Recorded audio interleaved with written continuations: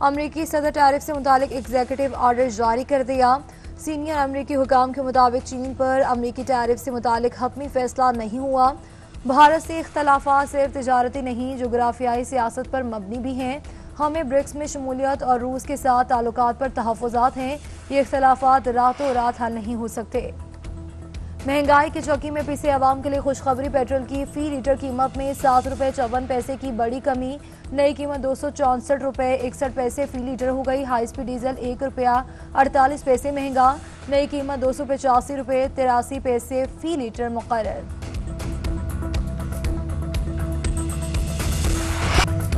पाकिस्तान और West Indies के दरमियान पहला टी20 कौमी टीम के 179 रन के हदफ के जवाब में वेस्ट इंडीज की बैटिंग जारी। कुछ देर पहले 3 विकेटों के नुकसान पर 75 रन बना लिए। इससे कबल पाकिस्तान ने पहले खेलते हुए मुकर्ररा ओवर्स में 178 रन बनाए। साइम अयूब ने 38 गेंदों पर 57 रन की इनिंग्स खेली।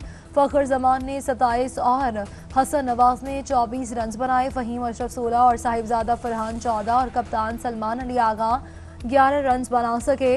वेस्ट इंडीज के समर जोसेफ ने 3 और जेसन होल्डर, अकील हुसैन और रोमैवन ने एक विकेट हासिल की।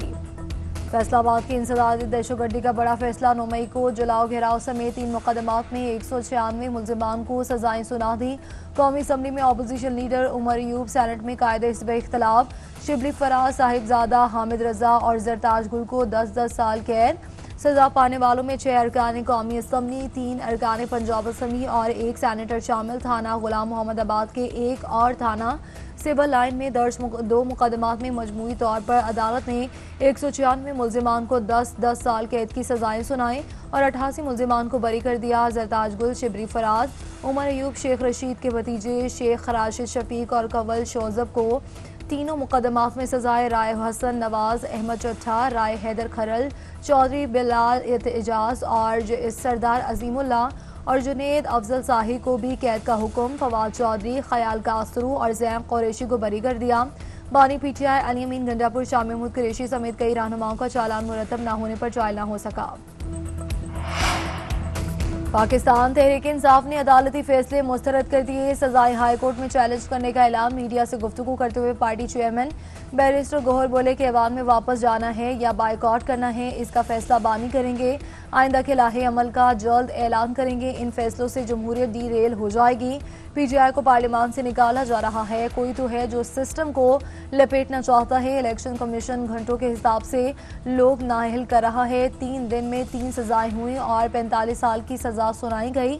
अदलिया को उम्मीद नज़र से देखना चाहिए, लेकिन वहां से अवाम मायूस हो चुके हैं। इन फैसलों से अदलिया पर सवालिया निशान लग चुका है। उधर तहरीक इंसाफ ने 5 अगस्त को मीनार पाकिस्तान पर जलसे की इजाज़त के लिए लाहौर हाईकोर्ट से रुजू कर लिया।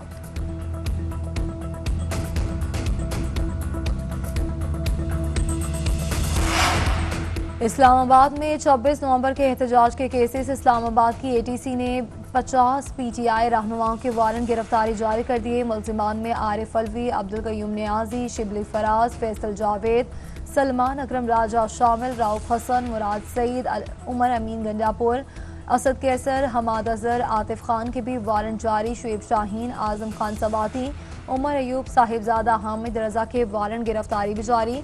फैजाबाद एहतजाज केस में अली अमीन गंडापुर का इश्तिहारी का स्टेटस खत्म न हो सका। अदालत का इस्लामाबाद पुलिस को अली अमीन गंडापुर की गिरफ्तारी का हुक्म। विफाकी वज़ीर इत्तलात पीटीआई रहनुमाओं को सजाएं मिलने पर खुश। इंसदादे दहशतगर्दी अदालत का फैसला कानून और इंसाफ की जीत करार दे दिया। तातारर कहते हैं पीटीआई रहनुमाओं को तवील शफाफ ट्रायल के बाद सजाएं सुनाई गई। अदालत के सामने तमाम शवाहिद पेश किए गए।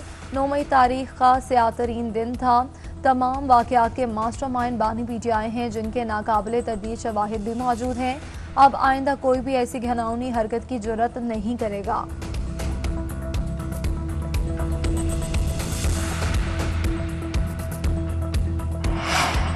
कौम को वक्त से पहले बता दिया था कि अमेरिका से मस्बत खबर आने वाली है। ये भी बताया था कि पीटीआई के नजरियाती लोग बानी और पीटीआई की पीठ में खंजर घोंप रही हैं। फैसल वावडा का कहना है कि खंजर घोंपने वालों में मेरा दोस्त गंडापुर भी शामिल है। अली अमीन गंडापुर अपने इक़्तिदार के आखिरी मराहिल में है। आने वाले दिनों में पीटीआई का एक खतरनाक मंसूबा मंजर आम पर लाऊंगा।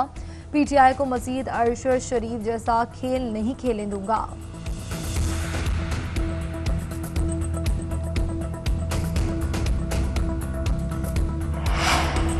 रियासत पाकिस्तान दहशतगर्दी के नासूर को जड़ से ख़त्म करने के लिए पुरआज़म दहशतगर्दी के खिलाफ जंग में कौम बहादुर अफवाज कानून नाफिज करने वाले इदारे और इंटेलिजेंस एजेंसियाँ मुत्तहिद और यकसू हैं। वज़ीर आज़म का इंसदाद दहशतगर्दी के हवाले से कायम स्टीयरिंग कमेटी के इजलास से खिताब। Field marshal Syed Asim Munir, national security adviser lieutenant general Mohammad Asim Malik और वफाकी काबीना के अहम अरकान की शिरकत। शहबाज शरीफ ने कहा कि दुनिया दहशतगर्दों के खिलाफ हमारी कामयाबी को तारीफ कर रही है। रियासत पाकिस्तान ने दहशतगर्दी के खिलाफ जंग में कसीरुलजहदी हिकमत अमली अपनाई। ज़रूरी कानून साजी, बामानी अवामी राब्ते और इंतहा पसंद सोच की हौसला शिकनी की गई। पाकिस्तान की बहादुर अफवाज ने ऑपरेशन रद्दुल फसाद और ज़रबुल अज़ब में दहशतगर्दों का भरपूर मुकाबला किया। हालिया मार्का हक में दुनिया ने पाकिस्तान की फतह को तस्लीम किया। डिजिटल इंपोर्ट पर आयद 5% टैक्स खत्म। ऑनलाइन मंगवाई जाने वाली अशिया और खदमात पर भी टैक्स से छूट। वफाकी हुकूमत ने बैरून मुल्क से दरामद की जाने वाले डिजिटल खदमात पर टैक्स माफ कर दिया। गूगल समेत अमरीकी और दीगर टेक्नोलॉजी कंपनियों को 5% टैक्स से इस्तिस्ना मिल गया। ABR नोटिफिकेशन के मुताबिक डिजिटल प्रेजेंस और प्रोसीड टैक्स 1 जुलाई 2025 से लागू नहीं होगा। टैक्स उन कंपनियों पर था जिनके पाकिस्तान में दफातर मौजूद नहीं। बजट में शिक दी गई थी कि काबीना टैक्स माफ कर सकती है। वफाकी काबीना ने इख्तियारात इस्तेमाल करते हुए टैक्स खत्म कर दिया। चीनी का बहरान, अवाम परेशान। हुकूमत का बड़ा एक्शन, मुल्क भर में चीनी का तमाम जखीरा अपने कंट्रोल में ले लिया। 18 शुगर मिल्स मालिकान के नाम भी ECL में डाल दिए गए। 19 लाख मैट्रिक टन चीनी शुगर मिल्स के बजाय हुकूमती कंट्रोल में चली गई। वजारत फूड सिक्योरिटी हुकाम के मुताबिक फैसला चीनी की मसनूई किल्लत और कीमतें मजीद बढ़ने के खदशे के पेश नज़र किया गया। तमाम शुगर मिल्स में चीनी स्टॉक पर FBR के एजेंट्स तैनात। शुगर मिल्स के चीनी स्टॉक पर ट्रैक एंड ट्रेस सिस्टम लगा दिया गया।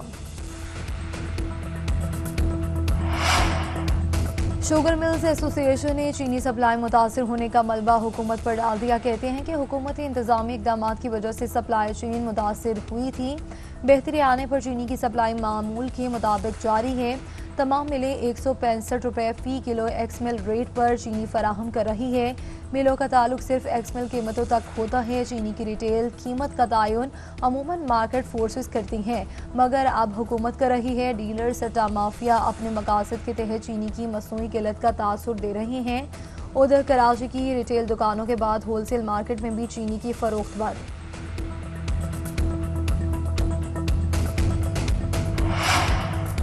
चीनी की इंपोर्ट और एक्सपोर्ट कोई नई बात नहीं। मुल्क में चीनी का कोई बहरान नहीं, सप्लाई और कीमतों का भी कोई मसला नहीं। वफाकी वजीर ग़िज़ाई तहफ़्फ़ुज़ राना तनवीर की इस्लामाबाद में प्रेस कॉन्फ्रेंस बोले कि चीनी की बरामद से कौमी ख़जाने को $40 करोड़ का फ़ायदा हुआ। दरामद पर $150 मिलियन खर्च आएगा। एक्सपोर्ट के वक्त फैसला हुआ था कि 1 किलो चीनी 140 रुपये से ऊपर नहीं जाएगी। चीनी की एक्सपोर्ट अक्टूबर 2024 में शुरू हुई। एक्सपोर्ट शुरू होने के बाद 20 दिन के बाद क्रशिंग सिस्टम शुरू हो चुका है।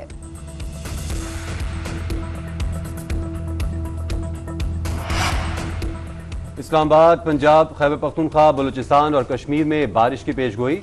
लाहौर, रावलपिंडी, सियालकोट, गुजरात, फैसलाबाद, मियांवाली और मुल्तान में बादल बरसेंगे।